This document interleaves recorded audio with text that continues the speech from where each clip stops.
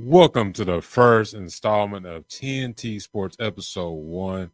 And in this episode is called Trials and Tribulations. And we're going to go, it's faith, family, fantasy football, and football news. So we're going to get into our devotional. Let me get it up on here, and I hope everybody's doing great. And happy Friday. Happy Friday. Let me get into it. So our devotional for this week is James chapter 1:12. Blessed is the one who perseveres under trial, because having stood the test, that the person will receive the crown of life. So in this passage, I've been reflecting on it this week. So I feel like this is like the perfect episode to talk about it, because I've been going through my trials. Like I know a lot of other people have been going through trials, some bigger than others and stuff. We all go through tests and everything. It's the way how we handle situations. In my walk right now in faith, I could do a lot better in trusting God and more in this situation. So when I read into this passage, I wanted to figure out, when they said preserve, who preserved under trial, because having stood the test. We go through tests and stuff through times, and it's like we should lean on Christ instead of just on our understanding, because when we put it all on us, it's a big mess. That honestly, that's what it is. And when it says the person received the crown of life, I wanted to figure out, what do they mean by the crown of life?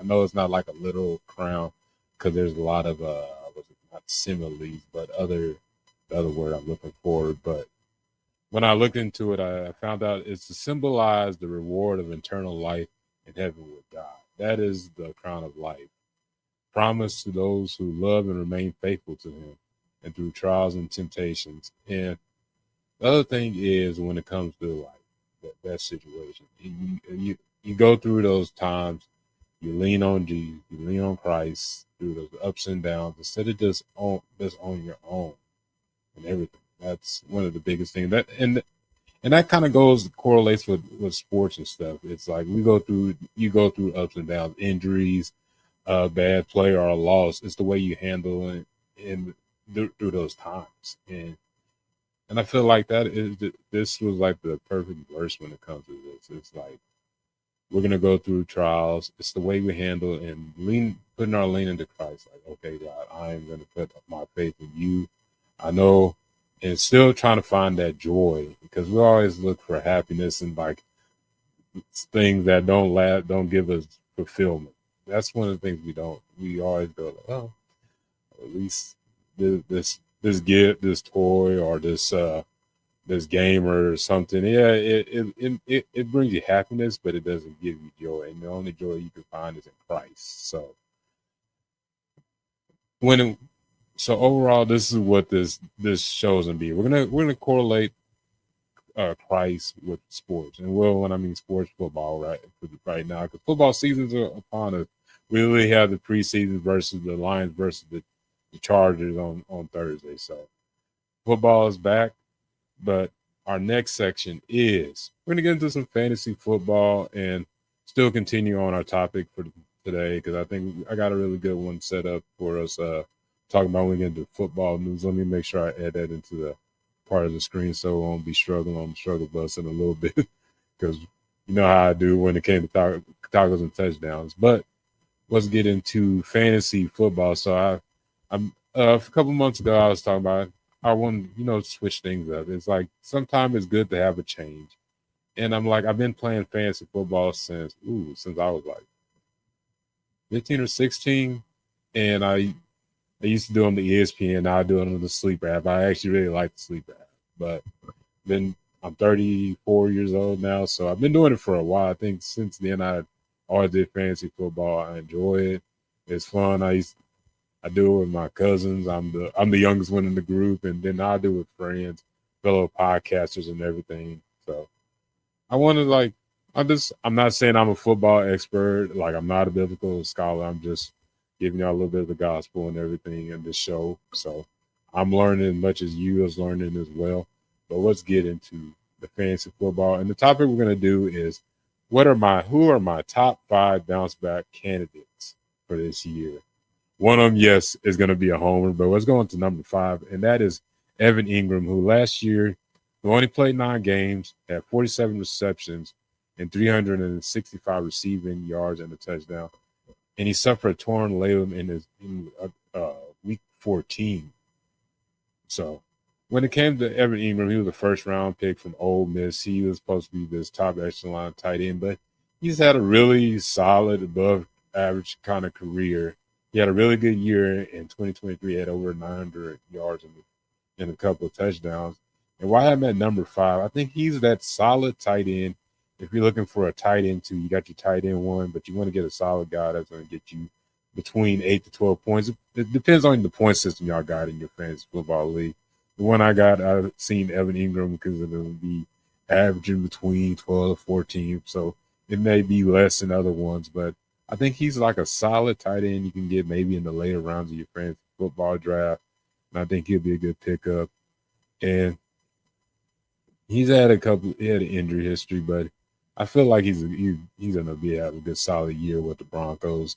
The fact that on the receiving end, they have Cortland Sutton, a young Marvin Mims, and I hope I'm not missing another player. But I think Evan Ingram's going to be that go-to guy, like just for the quick couple of catches and seams and everything. And I think he's a good, solid receiving tight end.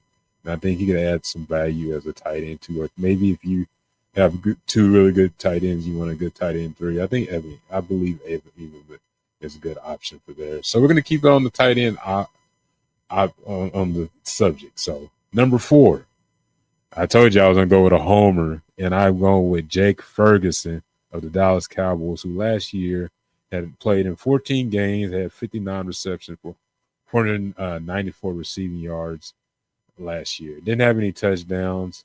He wasn't the guy that we were expecting to be last year. He just got a big contract. Congrats to him. When he's healthy, he can be a daily receiver. If he could keep boosting up his career, getting better and better each year, you could see him as maybe one of those top 10 tight ends in this league. But last year he suffered a bone bruise and a minor MCL sprain throughout training camp, and that injury just kept lingering. But you got a tight end that plays physical, and if he has any space or anything, he's a Big Ten tight end, so he's gonna play physical, but he's got some shiftiness to the game, and he can leap over people, and I think he's gonna be that safety blanket for Dak as long as both of them continue, as long as they're healthy. Because you're seeing in training camp, he could be a possibly receiving threat in this new offense and Brian Schottenheimer and Clayton Adams' offense. So I would say he's leaning towards being. I think you can't go wrong with him at tight end 1. So if you come back in week 14, you're relying. Like I said, I'm not an expert. I'm just throwing a little gems here and there to people that are just starting fantasy football. That's what I'm here for. I'm not I'm fantasy expert Aaron B. So we're gonna keep it there. But let's get into number 3, and that is Kenneth Walker III for the Seattle Seahawks, who last year had 20. In 2024, had 11 starts, 573 rushing yards, and 7 TDs, and also adding value in the receiving game with 299 receiving yards and 1 receiving touchdown. So overall, 8 touchdowns. So Kenneth Walker, to me, is a guy that could play and can be deadly in space and can run up the middle. He's a lower center gravity type of running back. He's 5'9", 211 pounds. Overall is shifty, but also can play physical, and also offers in the receiving game. And that adds a lot of people that are new to fantasy football, always looking to get a running back that could actually add value in the receiving game. The actual points will help. And I believe Kenneth Walker could be that value as a running back too for your team. And if you're in one of those big leagues and where a lot of running backs are going back like this, I would say pick up Ken Walker maybe in that 2nd round or 3rd round, and I believe you'll have some. As long as he stay healthy, he's going to be a really good value to your team. So let's get into number 2, Rome Odunze from the Chicago Bears. Last year, dealt with a knee sprain in week 1, and his role kind of was limited a bit, and it was in an offense that wasn't the best. and he had a rookie quarterback. So they both were learning at the same time. So last year he had 54 receptions and 734 yards and 3 touchdowns. Not the type of stats that a lot of us fans were thinking he was going to be. You were thinking he's like an automatic 1,000-yard receiver. And I believe he's indeed wide receiver one, but between him and DJ Moore has been showing out in training camp as well. I would say definitely draft him in those third or fifth rounds in your fantasy football, and he'll be there. If he's there available, I would scoop him up as your wide receiver too. He's gonna make up some big opportunities in Ben Johnson's offense where they run the ball heavily, but they're gonna get that ball out. He's a deep threat, got a solid route tree to him. He's a big receiver, a big X receiver. So I would say draft Rome Doomsday. Number 2. I might get some criticism on this because, this certain player plays for a team that some people are saying, and that is the Jacksonville Jaguars, and that is Trevor Lawrence. Last year dealt with an AC joint sprain in the left shoulder. And early November, missed 2 games. Dealt with something, and he hasn't played. He's been average to below average, and he's only been in 1 playoff game. And when it comes to, you could tell that this offense was not the right fit for him. Hopefully, Liam Cohen can get the best out of Trevor Lawrence, and if he can, I think you got a good, solid QB2, or maybe QB1. Depends on how you draft it. Like I say, I wouldn't say don't draft him because he's got Brian Thomas, he has Travis Hunter and some young weapons on this team. So I believe he could have a solid season, and you can't go wrong with him. Maybe if push comes to shove, he's in that second in those rounds, and you need a quarterback, I would say draft Trevor Lawrence as that possible backup quarterback for your fantasy football team. And you can't go wrong if he's like a solid in between above average type of quarterback for QB1 year. But those are my top 5, and definitely going to be talking more about giving y'all some little quick tips about fantasy football. Tell me what you think in the comments, but I will go back to them. So number 5, I had Evan Ingram. Number 4, I had Jake Ferguson. And number 3, I had Kenneth Walker.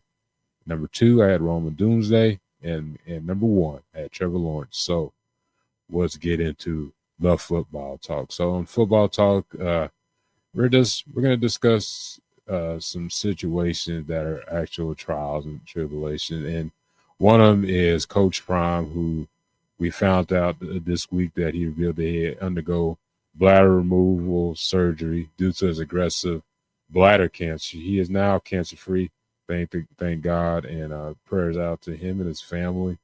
But I got a quick little snippet.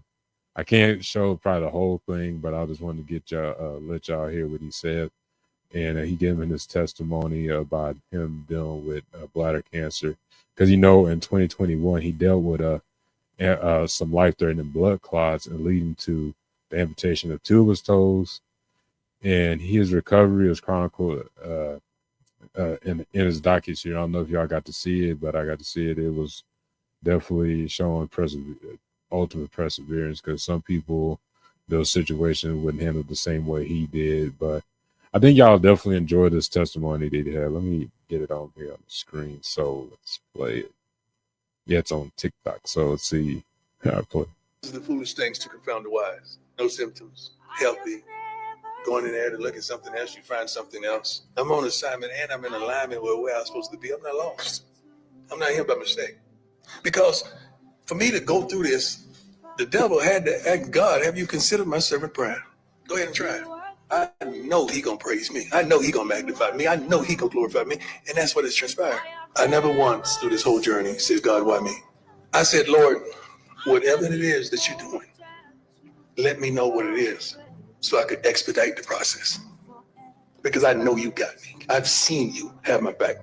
I've seen you there in the midst of storms when nobody knew I was going through hell. I've seen you guide me and bring me through. Lord, I would never say why me. And there's some people out there right now dealing with the same issue, affected by that C word. When we hear that word, there's normally a life sentence attached to it, but not this time, because God got me. Wow. So that's definitely a testimony right there about dealing with a situation where a lot of us, we all deal with situation, but imagine dealing with that and still having the positive outlook that he had, and just through those storms, not even question why God. Like, let me be a testimony for people out there dealing with this that are in the situation. Our families are in this situation. So big prayer up to Coach Prime, and that he's still continuing his coaching career, which is really awesome to hear. But continuing prayers up for him as well. But we'll get into our next subject. Let me see what's getting. Okay, so like you see on my shirt, I'm a Cowboy fan. I'm just gonna get my quick little thing about what I think about the Cowboys training camp. And during there's been some trials when it comes to Cowboys. Those nowhere near to what we've been talking about that are way deeper, just Cowboy fandom and Cowboy overreaction to things. But I want to give my quick thoughts on Brian Schottenheimer as the head coach so far. From what I've seen, I didn't go to Oxnard, but I'm just seeing it from Twitter and just hearing from other content creators and commentators and people that work at the Star. But from what I saw, I love the physicality of the training camp. And the other thing is giving me those Pete Carroll vibes. A lot of energy. The coaches and they're bringing out hoops and everything, and it's full energized every day.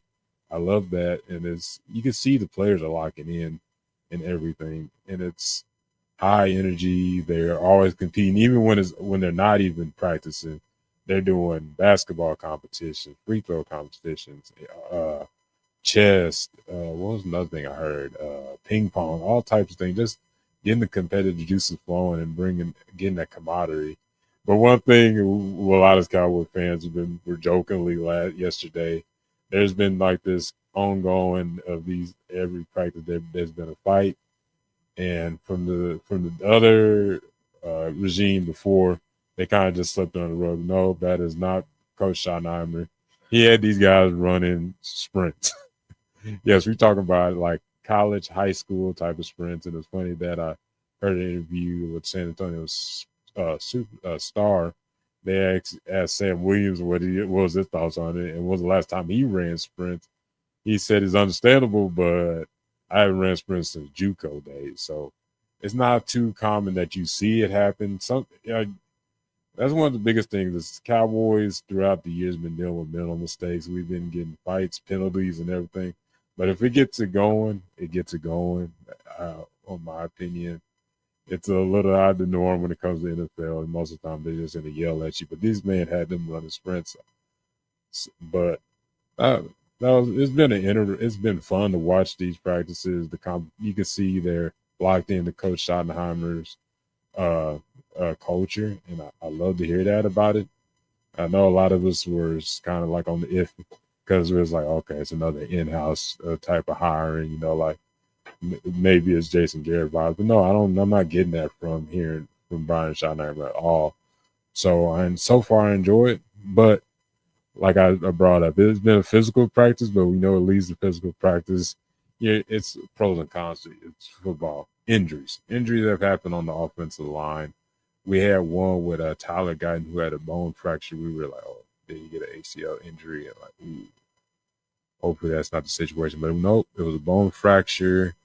And I know Sharon still dealt with an ankle, but he's back at practice. And today, Thursday, Tyler Smith dealt with some knee tendonitis. So hopefully, he should be back soon. So, but when it comes to that, there's those trials. But there's been some opportunity for the young guys on this team, or up and coming guys, and one of them has been taking advantage of it is Nate Thomas, who we got last year in that fifth or sixth round from the University of Louisiana.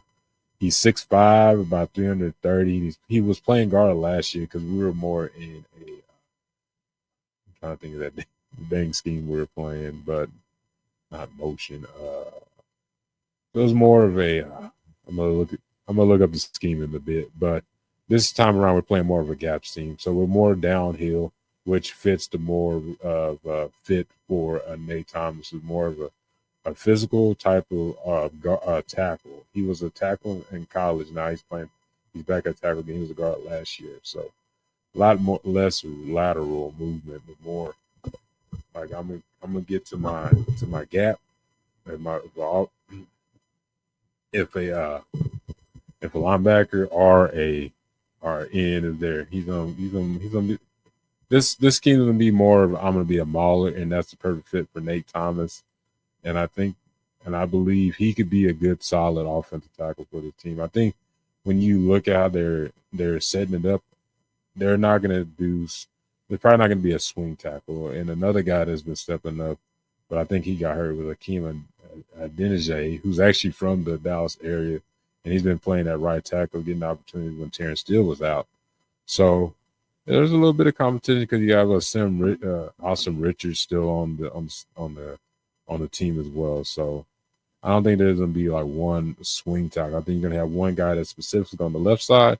You're gonna have a guy on the right side, and and I forgot another injury we had was Rob Jones, who's had a solid camp until he broke his neck. So I think he's out for 6 to 8 weeks. So there's some opportunity there. Also signed, they're working out Leo Collins, a former Dallas Cowboys. He's with the Cowboys last year. He's working out with them at Friday. So they may bring in back a familiar face to this team who had in the first few years with the Cowboys, did a really good job. I think at this point in his career, he could be a solid depth veteran piece to this team. And before we end it off, I also want to talk about some players who've been some standouts for this team so far. And two of them are additions. One is Donovan Ezra-Raku, who we drafted in the second round, who's actually been doing a really good job for us at the edge position, who's been dominating the pass rushing, given the quarterback's fits, and he has an unbelievable motor. He had a great production at Boston College. More a bit on the undersized size. He's about 6'2", about 6'3", about 250 pounds. So I think he'll definitely be a good, solid rotational pass rusher for this team. Still, and then bring somebody to run stopper, even at his size. But I think this in his first year, I think he's gonna be like more of a dominant designated pass rusher who probably gets some opportunity to help in the run. But this year, I think it's going to be hit on a solid role. And if you hear some walking around, if you see a tail pass by before the show's over, my cat Milo wants to be a part of the show. But he's over here. And then the next person is Kyer Elam, who we traded for before the draft. I think we only gave away like a 6th or 7th round for the Bills, who've been haven't had the best career so far. And this so far, he's had 3 picks. He's been taking advantage of the reps that since Trayvon Diggs is still recovering from the injury and everything. So I've been definitely seeing him making some big plays, and he's taking an opportunity of getting those reps and everything. They've been looking good so far, so I'm excited to see what he can do in the preseason. I know he's going to get some opportunity to play. A former first round out of Florida who they thought was going to be really good, but he's been struggling, and maybe just being in a new atmosphere and a new team or a new regime will give him a booster back into what he was supposed to be early in his career. And my third guy, we already talked about Nate Thomas, who's been taking advantage of the opportunity that he getting first team reps in training camp, looking good, helping out in the running game, playing physical in this gap scheme. Oh, it was last year we were playing zone scheme.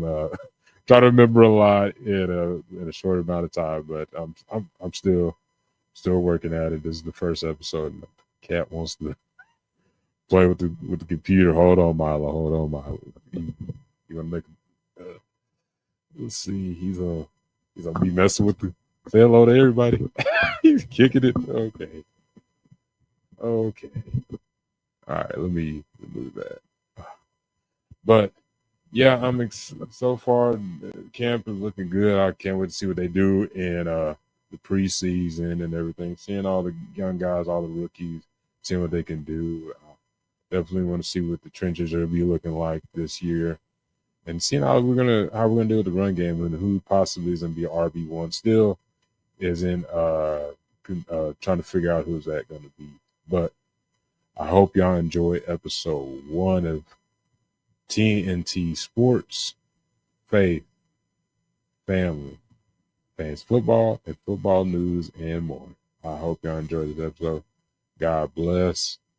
Trust in God. Have a good one. Peace.